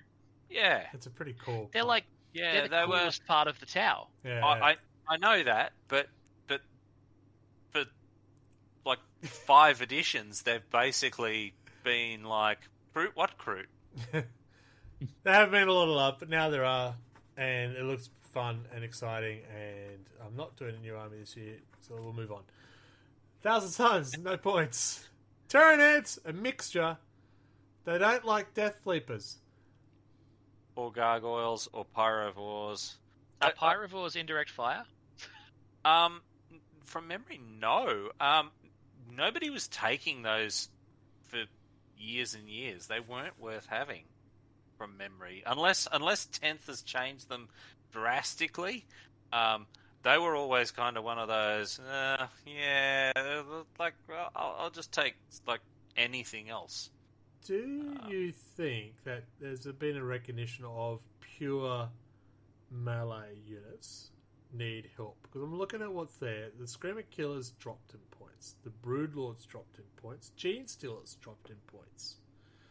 The Norn Emissaries in the Simulator, again, you don't want to see them in a back alley. They've dropped in points. but then you got like Toxicrene and Tyrannofex, and they're artillery monsters.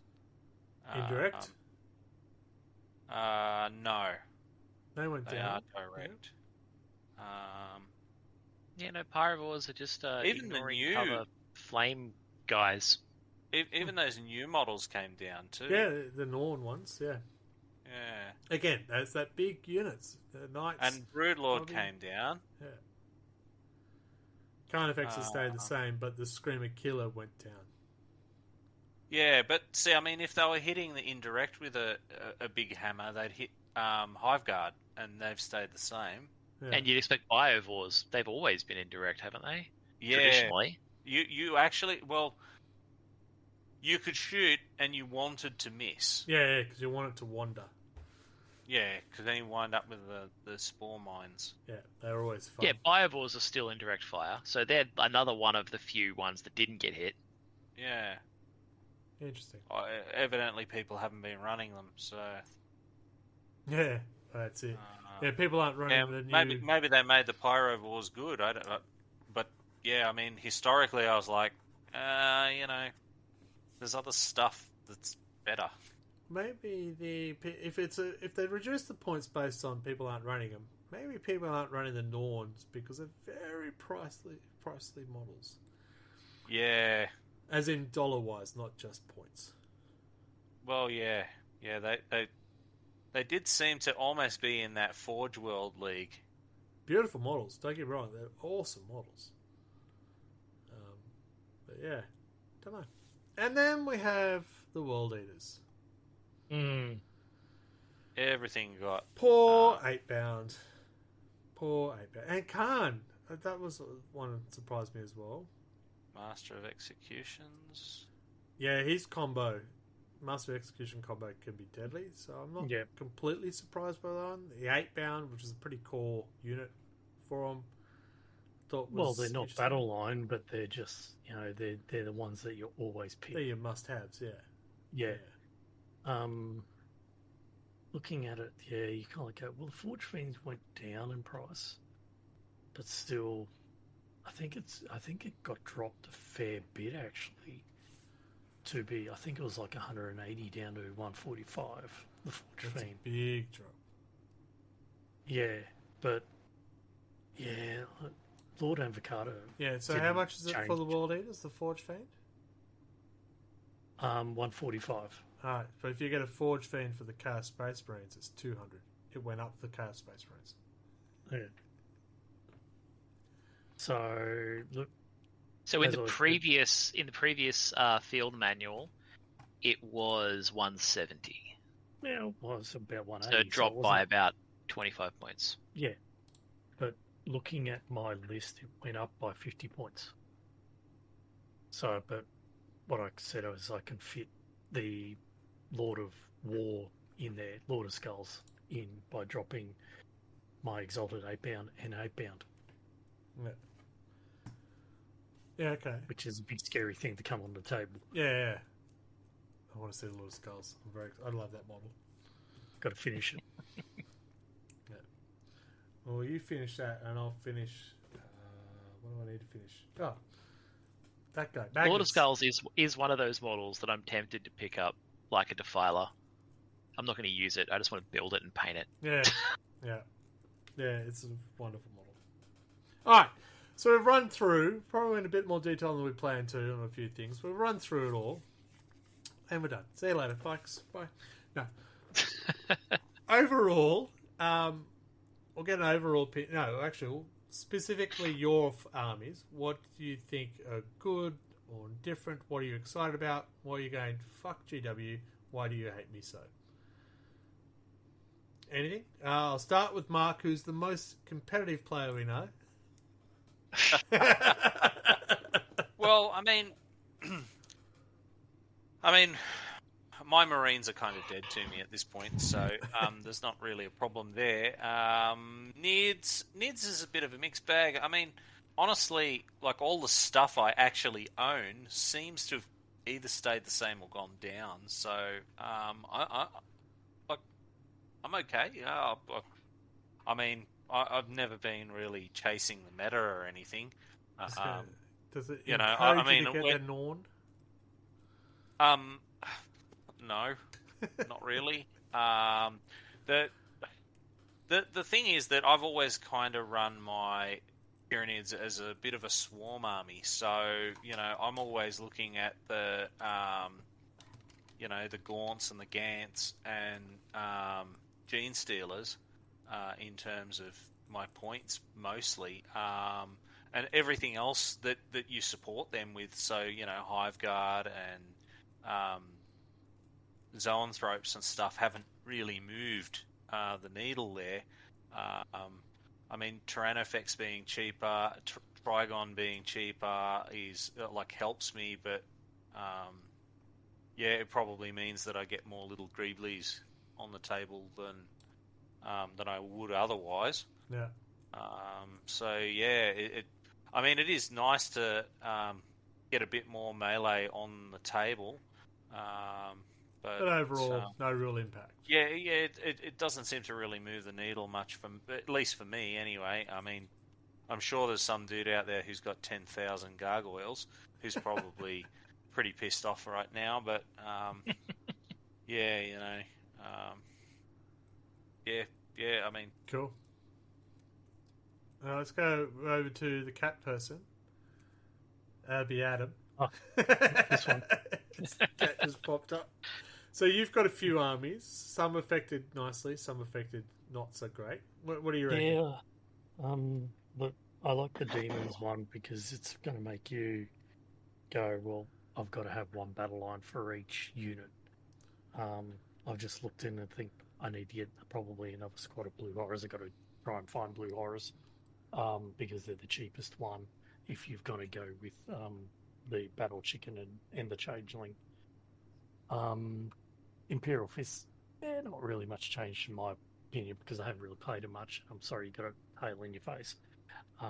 But World Eaters, yeah, look, Exalted 8-bound, they're my main core that I run with.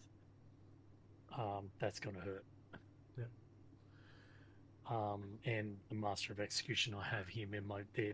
those three units are the main picks that I've got. Yeah. World Eaters putting the things on fire, as in the win rates and stuff. I didn't think they were like a top tier army, and I thought that was kind of strange to see the Exalted and Master of Execution get hit so hard. Yeah, but they do hit hard, and that's the thing.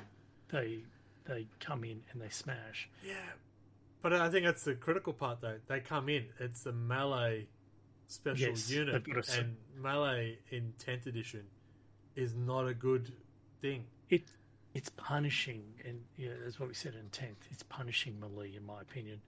Trying to get into melee, that's the hardest bit. But once you're in, you want to be jumping in between each ones and going, haha. Is that the cat moving the camera? Yes. Yeah, she's wiggling the cable. But yeah, look, it'd be interesting to see how they play without 8 bounds in there, because you're going to be forced to have more berserkers. Berserker's good. The pause says it all. Yeah. I don't think so. But heck, I would run multiple chaos spawns. Yeah, see, thematically, you should be seeing Khorne berserkers supported by Exalted. Yes. But at the moment, it feels very much the other way around. Do you think that's the reason why they've sort of done this, as well as Necrophilies Zerkers are okay? So yeah. Look, I would even go to the point of stuff 8-bound. I'm going to run multiple squads of chaos spawns because, as you know, if you don't kill them, they come back to life, and they just don't disappear. So I may have to find some more chaos spawns. Very good. I'm going to go to me next, because Michael's got more armies than all of us put together. So, for me, totally excited about the Drukhari changes, to the fact that I dusted them off and going, I'm going to build a list. And I've gone through the old sprues. And went, what can I make from these sprues? So, considering where Drukhari sat for me beforehand, I think that's a really good improvement of what they've done. And it's not a big overhaul. It's little changes that just makes it going, I think we could work with this. So I'm excited about that. Price of Redemptors, Space Marine, I'll question whether I'll need them, and maybe just put more foot troops in instead. Because I like running more infantry than more vehicles, so that's good. Death Guard, well, that Biologus guy never changed me any good. Chaos Knight going down in price. Oh, I'm excited. I am excited about that. As I said, I've got a new Chaos Knight related object turning up on Wednesday, so I am excited to get that coming as well. Thank you, points cost. It's going to be great. 1,000 Suns didn't get anything. Imperial Guard, I haven't even played in 10th edition, so meh. So, I think the only change they got was mana cores, and I don't know if you have any. Oh, I've got 6 of them, clearly. No, I don't. That's a good thought. The Earthshaker cannon didn't get a nerf, and that's an indirect. The Basilisk. Yeah, the Basilisk. Yeah. Weird. Don't know. All right, Michael. Try and cull a little bit of how many armies you have and how it affects you. But, yeah. Well, I don't really think the data slate affects me at all. It affects my armies, obviously, but it's not going to affect what I'm doing. Yeah. Because my codex has come out, so I'm going to be trying to play Dark Angels, and I've got a pile of Deathwing to build, so I'm going to be playing Deathwing. Regardless of the changes they've made, that's what I'm going to be doing. Yeah. My Votan, I'm confused that they went up in points because they haven't been good this edition at all. I should try and get them out on the table more, because as you were saying, you want to try and give them a play. Maybe I'll try and... I'm not sure if I'll run them or the Deathwing at the mini tourney, but we'll see what I figure out. Man, I've been thinking about running Drukhari for that, so come on. The Imperial Knights getting cheaper is tempting, but everyone will fucking stab me if I start running Imperial Knights all the time, I think. Won't. I've got Chaos Knights, so, yeah.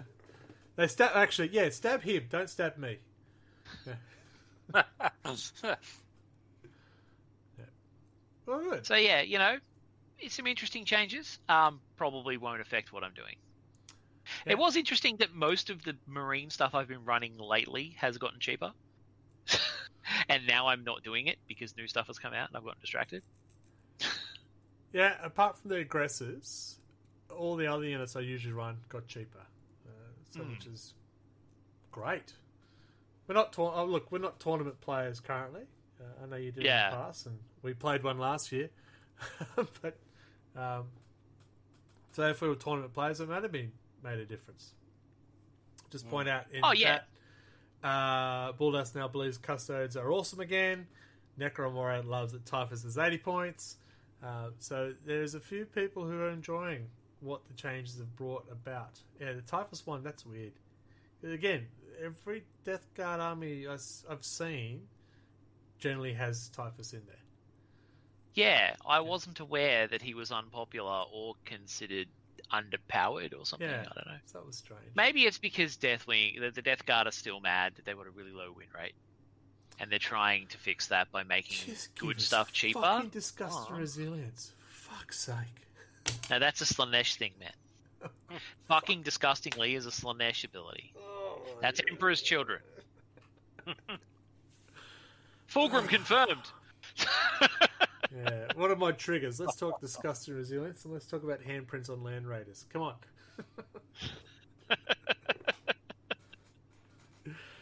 Alright, it's fine. I'm fine. Did you ever build that one that was the replacement? It's still in my pile of potential. I've been debating whether it's what army it's going to be. So it will probably end up in the Thousand Suns. Okay. Yeah, but yes, it will be built. Yeah, Thousand Suns is a bit lacking in the artillery side of things. Yeah, I was actually tempted. If I am going to run my Deathwing, I might bust out all my old Land Raiders. I love how he says all of them. I have a lot of Land Raiders. Terrifying aspect. Oh, look, I'm excited to play Floorhammer. Come on, I'm ready. I've got Knights now. Oh, if I want to ally with Mortarion, I'll have to have a run of Plague Marines with it too. That doesn't work. Love my Land Raider. It was a fantastic distraction model. I put a lot of time building my Land Raider and a lot of effort and painting on the inside, and a lot of hours went into that. So, yeah. Trigger. I have a couple of Land Raiders where I painted the internals and then I stopped. And subsequent Land Raiders were just fucking glued shut. All my Land Raiders are glued shut. Necro was showing off low win rate, but he's won all of his games with Death Guard. So, la-di-da. I took my Death Guard to the one tournament we played last year, and I won one. It was against Adam. And yes, it wasn't that much. We knew each other how we play, so yeah. I think the handshake right when we drew. Actually, Leagues of Votan are up with Chaos Marines as third highest win rate. Oh wow! There you go. Because I just That's found interesting. the GW stats as of the 29th of January. Oh, so that's after this data slate came out. Yeah, so that'd be when they made that with the new ancestral judgment change. No, because that would have been to include. That would have been prior Las Vegas. It would have been to include LVO. And they basically had Aeldari and Necrons as tied first, and then you had Leagues of Votann and Chaos Space Marines at 54%. I knew the Chaos Space Marines were up there, and Aeldari, well, fuck them. So let's look at the bottom. Drukhari, Blood Angels, Astra, Nids, Imperial Knights, all at 45%. Yeah, we are. We'll fix that. We'll have Drukhari versus Imperial Knights and Blood Angels for fun. The spread's not as big as I thought it would be. Eldari so is maybe still the game outlier. isn't completely, totally unbalanced. No, I do like they're bringing out these in a quarter, and they're looking at what is happening in the meta and stuff like that, and they're actively trying to balance it out. I'm going with they're trying to balance it out, not make us buy more things. Yeah, like it's certainly a step up from, you know, you get a new codex every 5 years, and other than that, nothing changes. Yeah. You know, it's great. It's annoying for a lot of people who are like, oh, now I've got to sell all these models, now I've got to buy these new models. If you're going to play like that, yeah, it's really fucking annoying. Yeah. But in general, I think it's a good thing. And just on that note, if you are after a Manticore, jump on eBay. There's probably a lot out there. It's a great time to buy. And then just sit and wait till they come back down in price. Pretty sure I've already got 3. Points. Yeah, in points. Sorry, yeah, in points. Yep.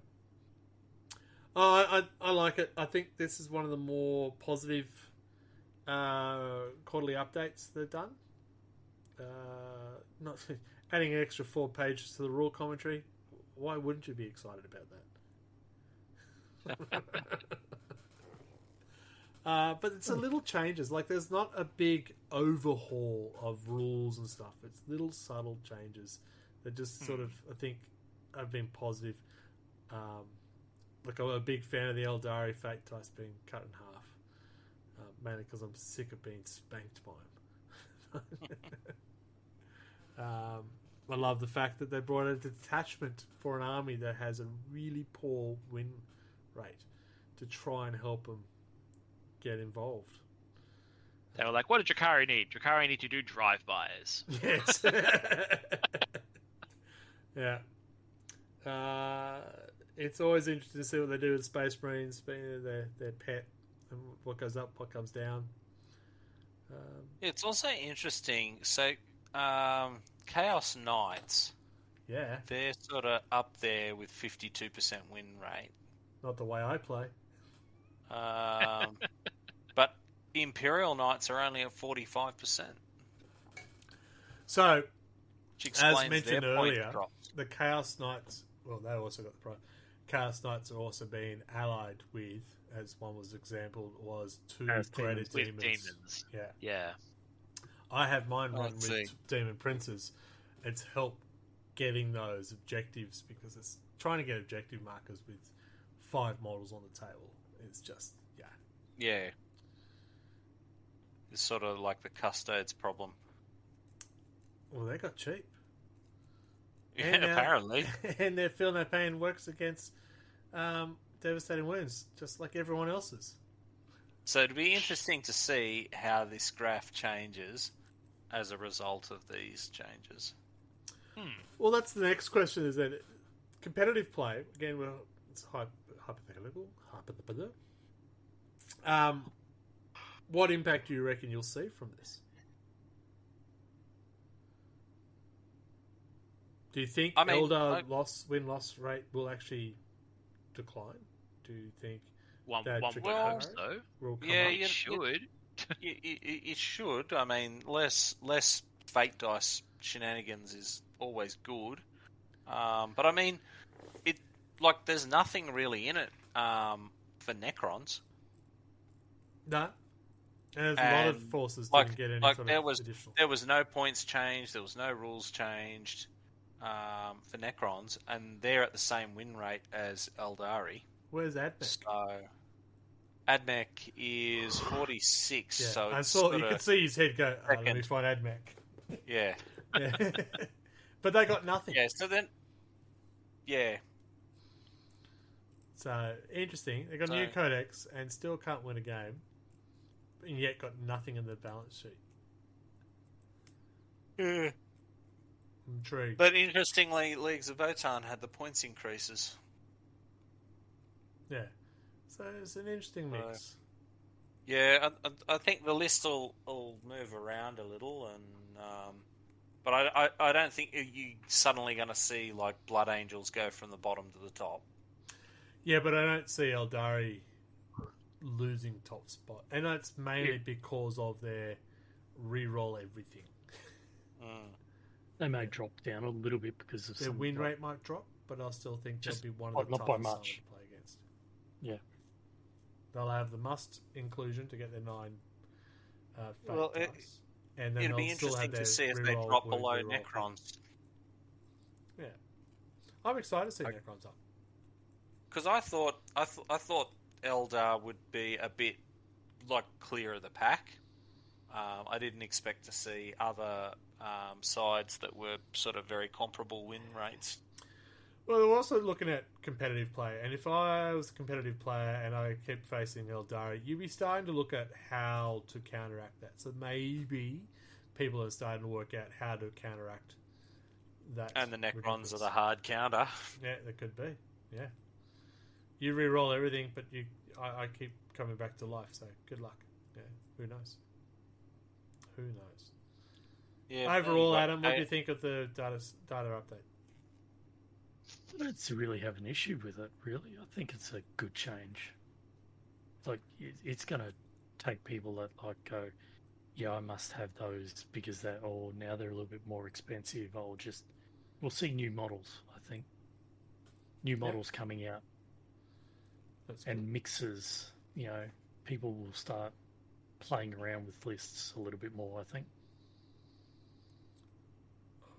And all I hear is I'm going to see more bloodletters. Shit. Michael, what do you reckon? There's some surprises in there, and then there's some absolutely not surprising things in there. So, hopefully it mixes up some of the standard lists and we see some more change. It's good. Mark? Yeah. Sorry. Much the same as the rest of them, really. I don't see anything swinging wildly from this. I think it'll just stir the pot a little, and some of them might come up, and some of them will go down. Cool. We'll wrap up. I'm going to ask good, bad, indifferent as your final answers of what we think on this, and then we'll wrap it up. So, Adam, good, bad, indifferent? Good. Michael? Arguably, I'm probably indifferent because it doesn't really affect what I'm doing, but I like the fact that it exists. Love that one-word answer. Thank you. No worries. Mark? Yeah, I'm going with indifferent. I'm going to go with good. I might be a bit biased with the Drukhari stuff, but it's good. See, my one and answer was almost as long as yours. Alright, so I'll wrap up. I think, overall, what GW is doing every quarter, doing these data slates, is good. I think we've mentioned that. Michael, you said that before as well, as opposed to releasing a book and saying good luck for the next 5 years. Yeah. Hopefully they'll continue doing it in a good way, and not just to make them sell more stuff. But at the same time, all the meta chasers will start selling all the stuff that's no longer cost effective, and we all get them now. That's great. It is the circle of life. It is funny. I did jump on yesterday to check out what's going on with the Drukhari on eBay and stuff like that. Oh my god, the prices just go whoop, flying. Oh, wait. Yeah, that's what I thought. Would have been good if they dropped this before CanCon, so I could pick up the cheap stuff there. Anyway. Alright, let's get out of here. It's almost a couple of hours into it. We should do and disperse because I can see some tired people. Too excited. Do not forget to vote. You have until the 18th of February, which is a Sunday, to vote for Best Painted. Hit us up on the Facebook page if you don't have the link, or before we sign off, !best will give you the link. For your YouTube viewers, you probably missed out because I won't get this up within the week.